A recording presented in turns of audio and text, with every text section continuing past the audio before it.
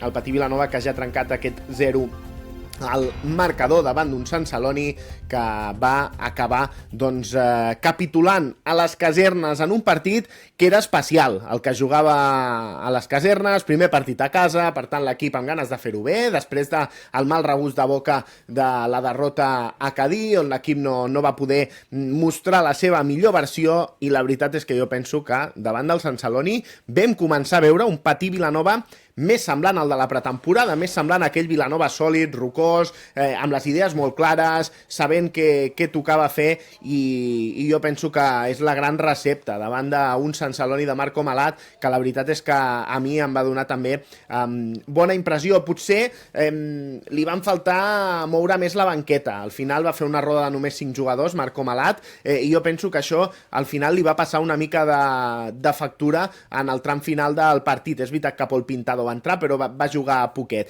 I sobre la pista, què? Doncs un Patí Vilanova ben posicionat, un Patí Vilanova que mirava de sortir ràpid a les contres i que va generar perill, com en sortides com aquesta de Jordi Martínez, que va aturar molt bé Marçal Coll. I a les tornades, què? Doncs el Sant Celoni, que va aprofitar una d'aquestes, de les poques que va tenir, clares, sortides ràpides per posar-se per davant. Al minut 5 de partit, Joel Fontan definia les mil meravelles davant del Mer Marimón, després d'aquesta sortida en trompa del Patí, on acaba sortint ràpid i fàcil el Sant Celoni. La triangulació és molt bona, la passada que Martí Francisco fa per Fontan, i Fontan que aquí, davant la impassibilitat de la defensa del Patí Vilanova, deixa remotar molt fàcil a un Joel Fontan, que a mi, ja ho dic ara, és el jugador que més em va agradar d'aquest Sant Celoni. Dins l'àrea ens va generar una de perill que va ser molt difícil de controlar, ho rematava tot, era un corcó.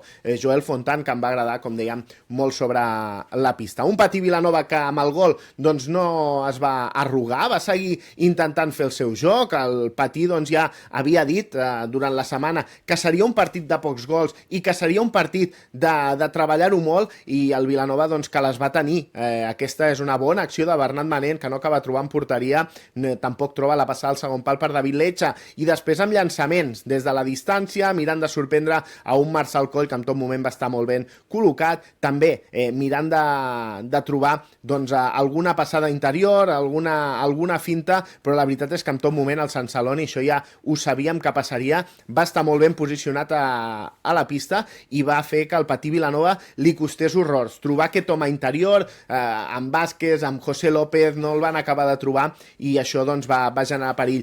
I determinant, com ja ho va ser en pretemporada, Jofre Vilà, que surt i a part de marcar aquest golaç, doncs la jugada la inventa ell. Primer fent aquesta finta a Albert Carol, amagant el xut i buscant després la rematada posterior. El llançament surt desviat. Joan Vázquez, Marc Carrasco, que l'acaba enviant cap a l'interior de l'àrea, i al final és Jofre Vilà que remata el segon pal i aconseguia el gol de l'empat. Un Jofre Vilà que va estar molt bé en els minuts que va estar en pista. Aquí veiem la rematada, com passa per darrere la porteria. Carrasco, que buscava rematar a porta però es converteix en una passada, i Jofre Vilà, que no perdona i aconseguia el gol de l'empat. 1-1, el Vilanova tornava a estar igual, amenaçant com sempre amb els llançaments llunyans i creant perill al Sant Celoni, buscant aquest Joel Fontan que repeteixo, va crear molt perill, i el Vilanova que amb una d'aquestes doncs, va veure com ensenyaven aquesta targeta blava amb en Mel Lesmes. Recordem, no hi ha directes en aquesta nova normativa. Lesmes, que marxava emprenyat per aquesta acció. Abans d'ahir, amb Marc Montaner a la retransmissió de la xarxa, comentàvem que aquestes accions, que a vegades són enganxons, que no són voluntaris, no vas a fer una traveta d'aquestes, sinó que poses l'estic per mirar recuperar bola, que haurien de ser més groga que blava. En tot cas, la normativa està com està, i per tant, de moment són blaves. I amb el 4 contra 3, què?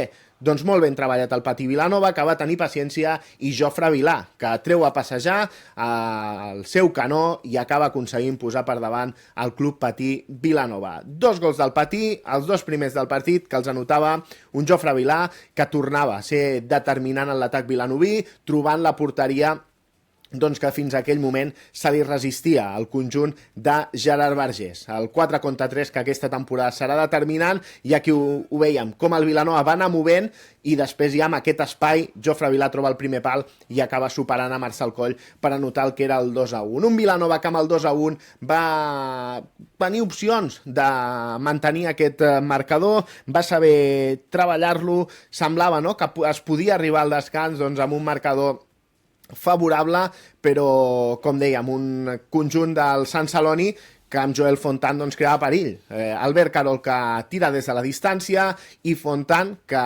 s'avança amb el seu defensor i acaba desviant la bola davant d'Albert Marimón per aconseguir el gol de l'empat. Aquí veiem la passada enrere, la rematada i Fontan que està lliure de marca i com posa l'estic per desviar-li davant de Marimón, que no pot fer res per evitar que aquesta bola acabi entrant. Era el gol que significava l'empat a 2, el Patí Vilanova al tram final encara en va tenir una, com aquesta, de José López, que acaba buscant porteria però no l'acaba trobant, i encara alguna més del conjunt vilanoví en aquesta bola penjada amb un Joan Vázquez que no va acabar de desviar.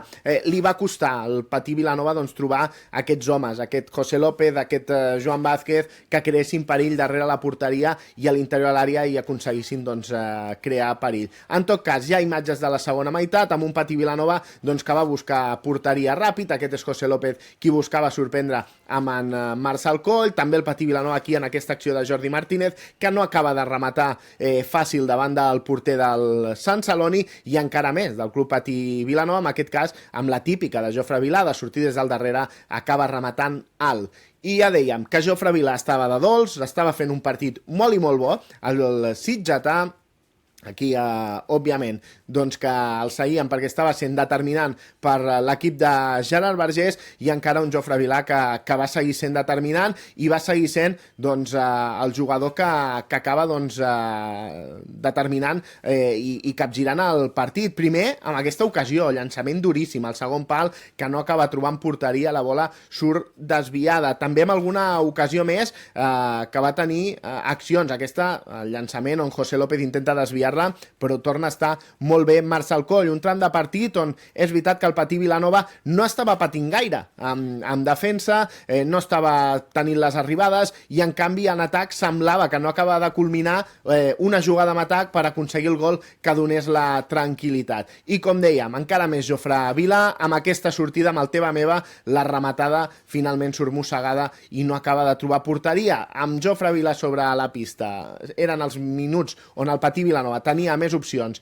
d'aconseguir el gol, que eixamplés diferències, i el gol no acabava d'arribar, en part també pel desencert del Patí, però també per al gran encert d'un Marçal Coll que va fer un molt bon partit. Recordem, Marçal Coll ha arribat aquesta temporada al Sant Celoni després de la baixa de Nes Cantador, que ha marxat cap a Sant Cugat. Un Patí Vilanova que seguia buscant aquestes boles interiors i que havia de patir en aquestes sortides ràpides, en aquesta acció on acaba buscant la bola interior, però no acaba trobant. En canvi sí que troba un Jofre Vilà que acaba fent l'assistència per David Letxa perquè anotés el gol que significava posar-se per davant i anotar el 3-2. Recuperació de Jofre Vilà, passada per David Letxa, i Letxa que no perdonava i tornava a posar per davant el conjunt del Club Patí Vilanova. Molt bon partit del Patí amb atac, molt sacrificat també en defensa, recuperant moltes boles, mirant d'estar encertat a l'hora de posar l'estic, no generar faltes, perquè recordem que l'any passat Mel Lesmes ens va fer un traje des del punt de directe, i després aquest encert en atac per aconseguir posar-se per davant. Era el 3-2, el Vilanova per davant, i amb un Sant Celoni ja més cansat va tenir ocasions per anotar el quart. De nou Letxa, cada cop que encarava creava perill, també Jofre Vilà, Joan Vázquez que ho va intentar de les mil maneres per mirar de trobar el seu gol, Carrasco també mirant de provar amb en Marçal Coll, però el Patí Vilanova que no aconseguia aquest gol que li donés tranquil·litat, i al tram final Marco Malat en els últims 3 minuts va fer el 5 contra 4 i Fontan la va tenir perquè la va enviar al ferro. La va tenir Joel Fontan per aconseguir el gol de l'empat. Un Patí Vilanova que amb una d'aquestes va tenir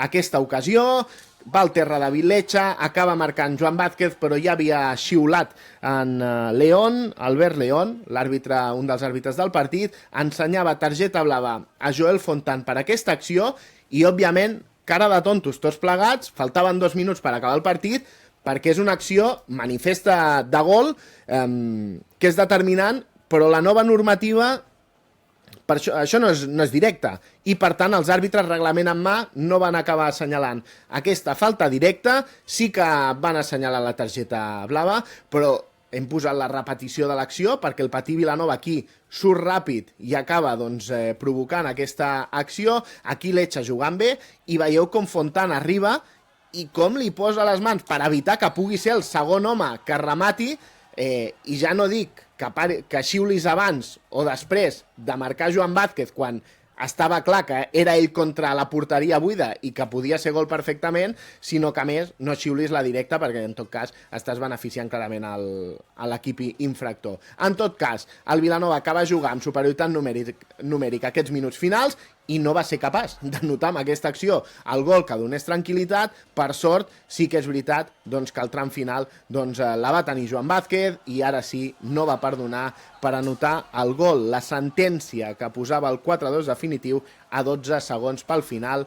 El vilafranquí, que està tenint un inici complicat, les coses com són, però que ja porta 3 gols en 2 partits. Per tant, fent la seva feina, el que ha de ser el golejador del Club Patí Vilanova, anotant i fent-se veure. Bona victòria del Patí Vilanova. Aquí veiem la recuperació, que marxa la finta i com aguanta per no fallar, com havia passat abans, i anotar el 4-2.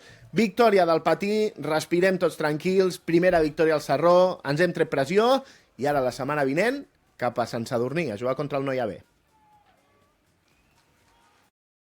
Abans de començar el partit ho hem dit, que era un exercici de paciència. A la segona part, ells jugaven el seu joc, que netegessin la pista moltes vegades, parar el joc, que no tinguéssim ritme, i ho fan molt bé. La veritat és que les coses que fan es fan bé. Ho hem parlat, que hem de tenir paciència. Jo crec que la primera part ens ha arribat molt poc, però ens ha arribat un 3x2 molt ben treballat i un xut que ha sigut d'una desgràcia.